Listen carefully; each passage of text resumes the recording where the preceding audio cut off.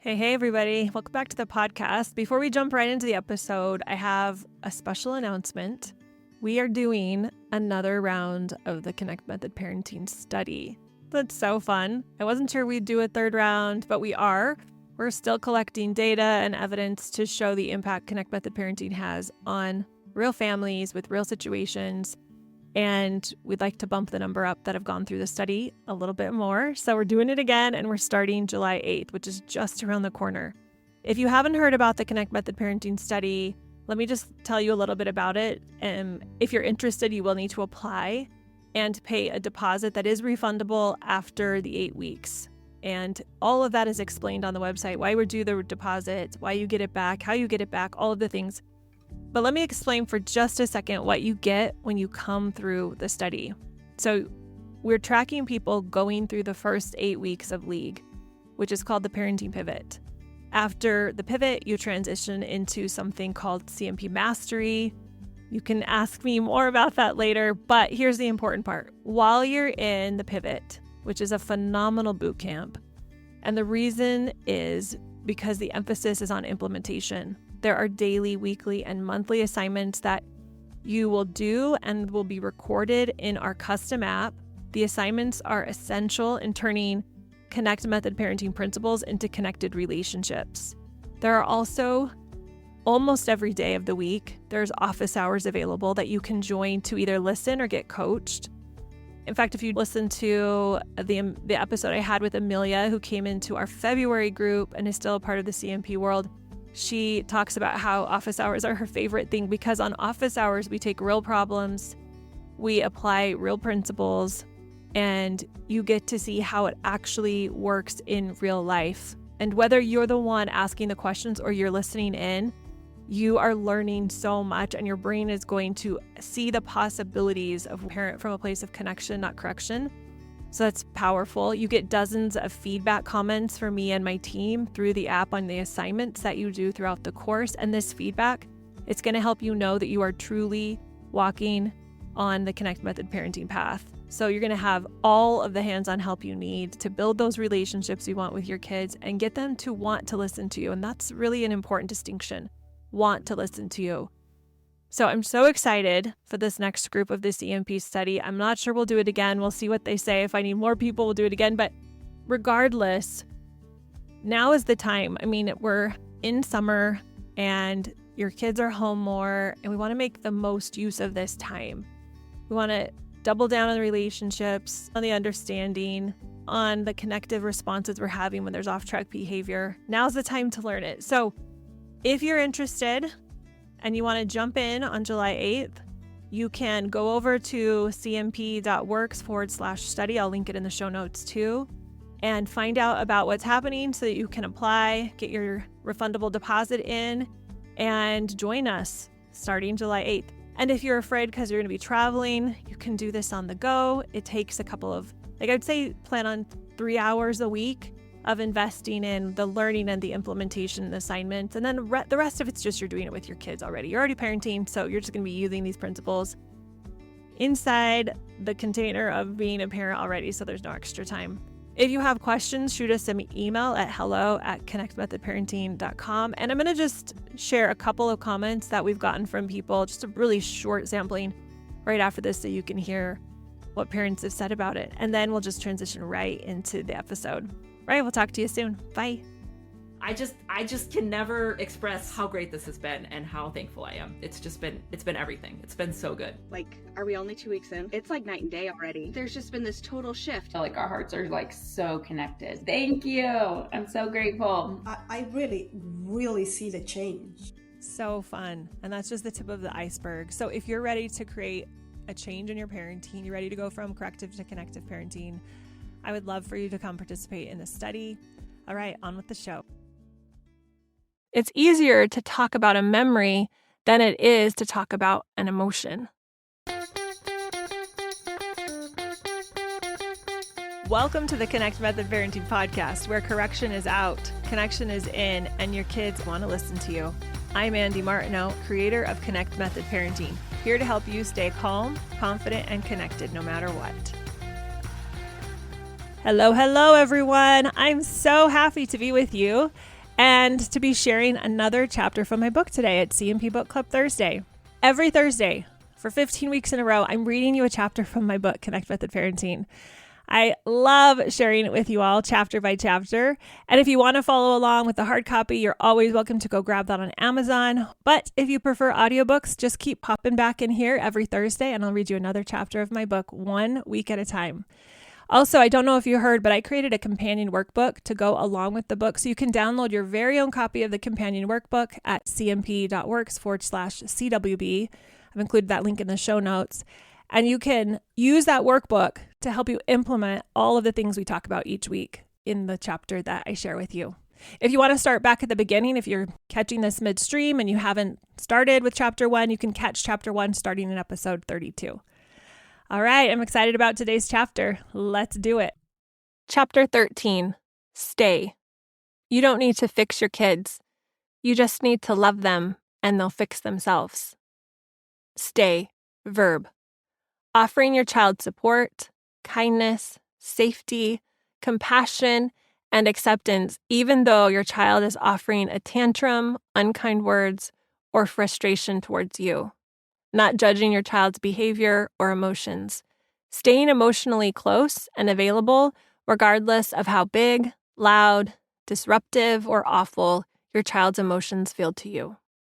When big emotions hit. Stay happens when you offer your child support, safety, and acceptance, regardless of how big, loud, disruptive, or awful your child's emotions feel to you. This might be uncomfortable at first because you aren't used to it.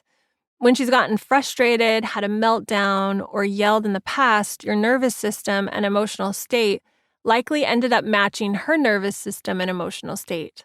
If she was angry, it wouldn't take long before you were feeling angry. It's a defense mechanism.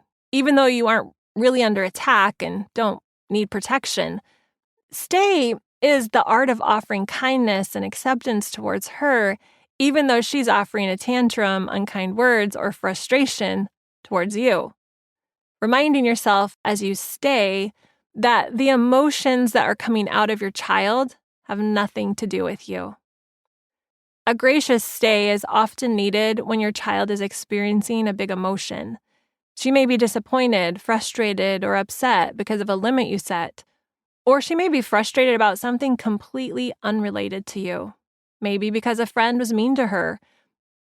Regardless of what caused the big emotion, give her the gift of stay by offering safety, emotional support, and unconditional love and acceptance.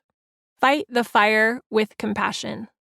As you continue to show compassion and seek empathy and understanding, it helps to think or say things like, I love you and I can tell you're hurting. I'm going to stay with you while you feel these big emotions. I don't want you to be left alone with them. You might not actually say these words out loud to her. You might be just thinking those thoughts to yourself. Whether you say them out loud or think them, it impacts the way you are able to stay with her and the kind of energy you emanate. Your child feels your emotions and senses if you're feeling judgmental or compassionate. Warning: showing up with compassion and understanding when your child is frustrated and upset can signal her body to release even more tension and emotions. The tantrums often get bigger, the emotions louder, the frustration fouler, the more love and safety you offer your child. Don't be discouraged if the crying or tantruming lasts 10 minutes, 45 minutes, or continues on and off for a few hours or days. This is a good sign. Emotions are moving. Your child is moving through her frustration and will now be able to reach a calm place. Once you've weathered the emotional storm, you'll experience the emotional calm. The nervous system will regulate again. Her body will return to equilibrium. Suddenly, things return to normal. She might give you a big hug, notice the tree outside, or suddenly remember something she urgently needs to do. She might get silly and start laughing, or she may simply return to what she was doing before. Then give some space. She most likely won't be keen on talking about what just happened or why she was crying. She's feeling better and is going to be more interested in what's happening now instead of what was happening a few minutes ago. If you feel like you'd like to talk about what happened, wait for at least a few hours, but I recommend 24 hours. It's easier to talk about a memory than it is to talk about an emotion. Don't ask questions about what just happened, like, are you frustrated because I said you needed to do your homework? If she starts talking about it, that's fine, but don't go asking a bunch of questions. If you probe, it's easy to accidentally make her feel like something is wrong. Right now, the focus is to help her feel safe. You want her to open up to you again the next time she's feeling a big emotion. Your stay is the invitation to offload her emotions. It's not easy for her to feel these big emotions, and it's not easy for you to stay close while she's feeling such big emotions. You haven't been raised in a society where you've been taught the importance of your child feeling their big emotions, but now you know. You know what an incredible gift stay is for your child, how it helps heal her nervous system and increases her emotional maturity. Now that you know the impact staying has on your child, you'll be more capable of intentionally giving your child the gift of being on their side when their emotions are high. If you're new to Connect Method Parenting, I have a great way for you to get started. I created a free course that covers some of the biggest challenges parents are facing and how Connect Method Parenting solves them. In an hour, we're going to talk about why parenting is so hard, how to get your kids to want to listen to you, how to stop yelling and losing your cool, and become that calm, confident, connected parent for good. It's the fastest way to get started using connection as your go-to tool for influencing and impacting your kids. Go to cmp.works/course to get instant access today.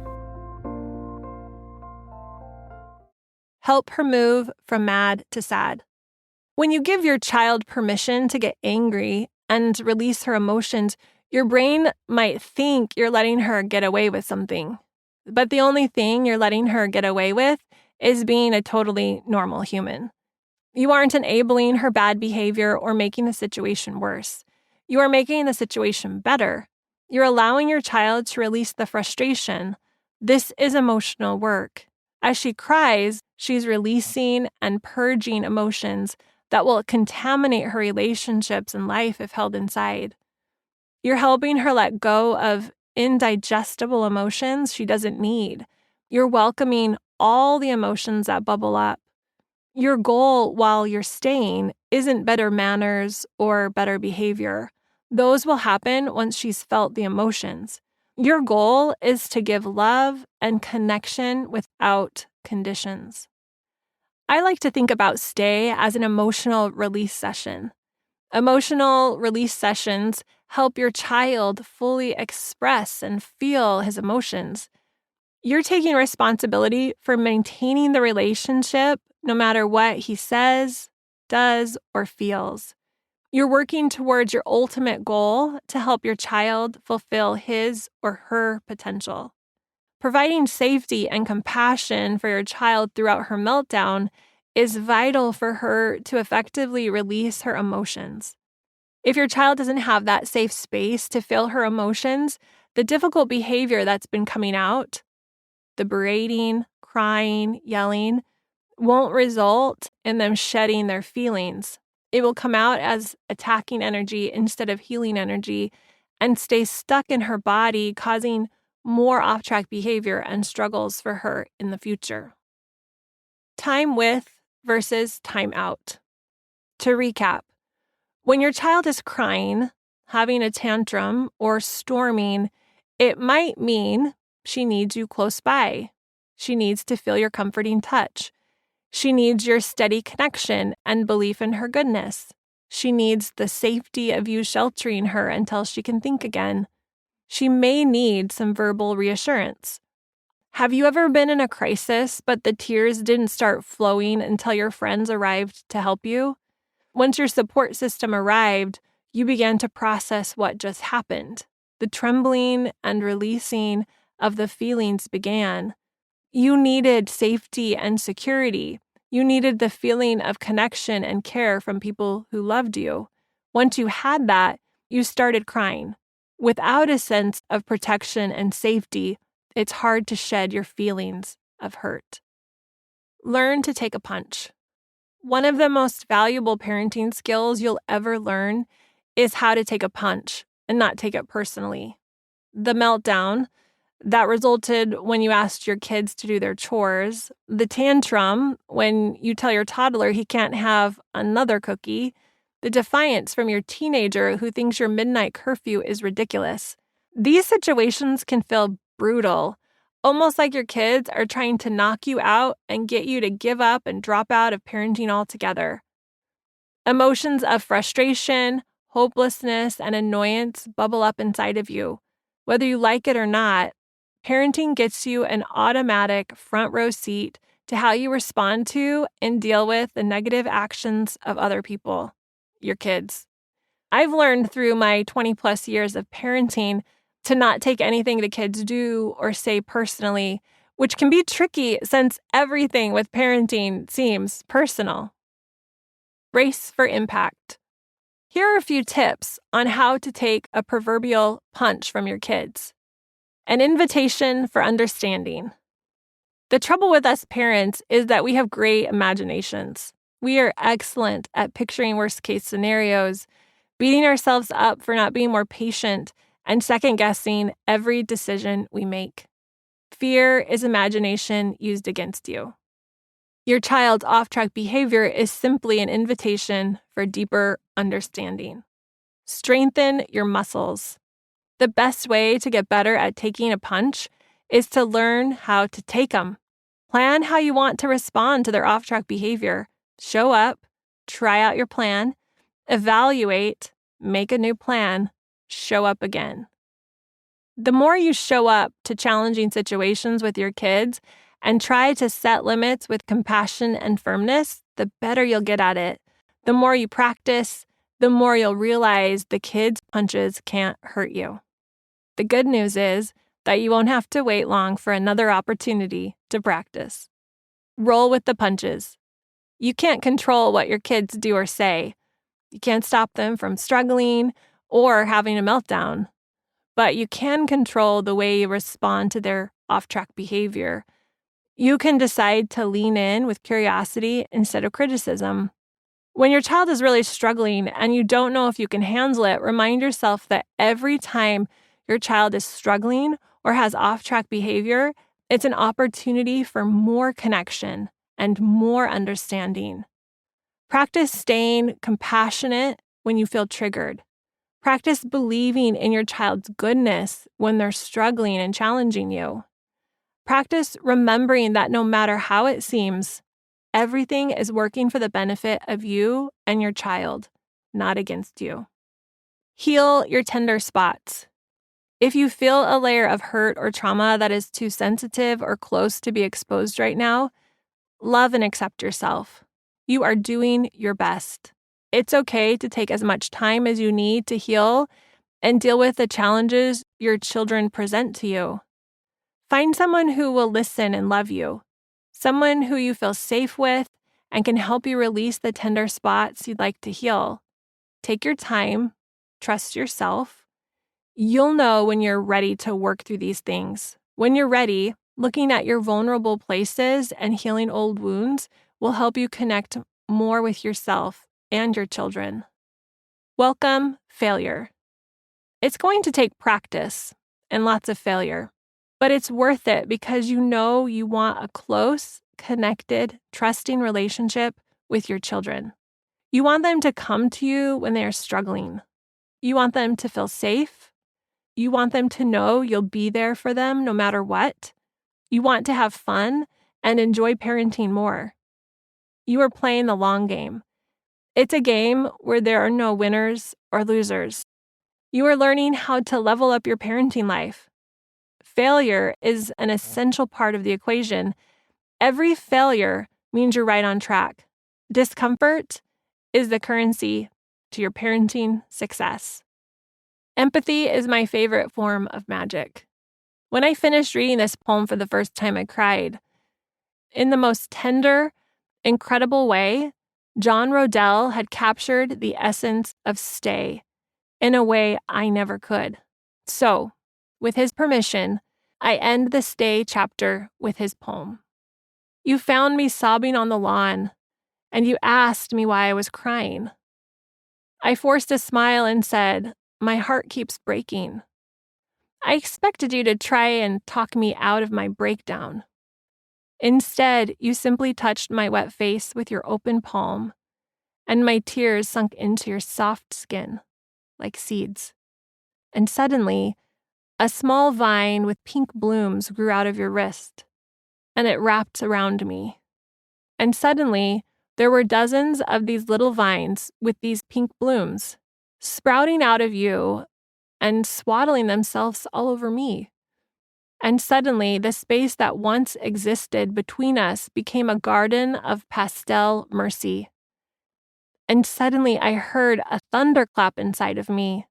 Suddenly, every single tear I was hoarding started to downpour out of my eyes, down into the soil of your kindness. And suddenly, you began to glow like a blazing sun, and the garden we were growing became thick and wild.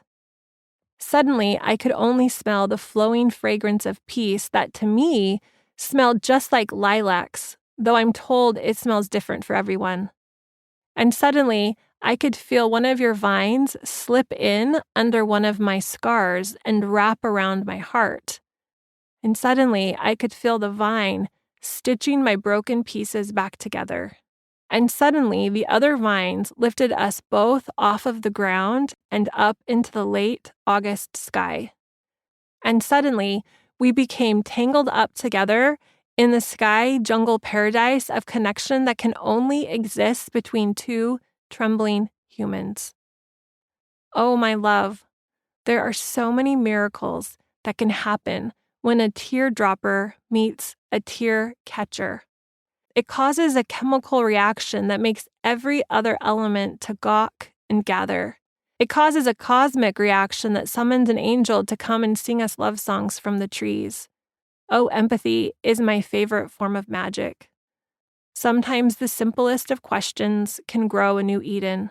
Sometimes the simplest of acts of mercy can restart Genesis. Oh, my love, thank you for asking what was wrong. John Rodell.